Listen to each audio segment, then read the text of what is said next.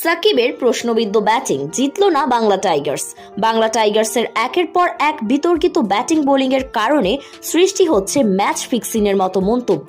বিস্তারিত জানুন পুরো ভিডিওতে। আবুধাবি টি10 লিগে আজমান বোর্ডসের কাছে 31 রানে হেরে গেছে সাকিব আল হাসানের বাংলা টাইগার্স। শেষ মুহূর্তে 19 বলে 29 রান করেও দলকে জেতাতে পারেননি অধিনায়ক সাকিব আল হাসান। একটা সময় বাংলা টাইগার্সের দরকার ছিল 18 বলে 73 রান। ওই সময় স্কোর বোর্ডে দেখা যায় অধিনায়ক সাকিব আল হাসানের রান 9 বলে 3। টি10 লিগে রীতিমতো হতাশাজনক ব্যাটিং। তার এই ব্যাটিং নিয়ে বিস্ময় প্রকাশ করতে থাকেন অনেকে।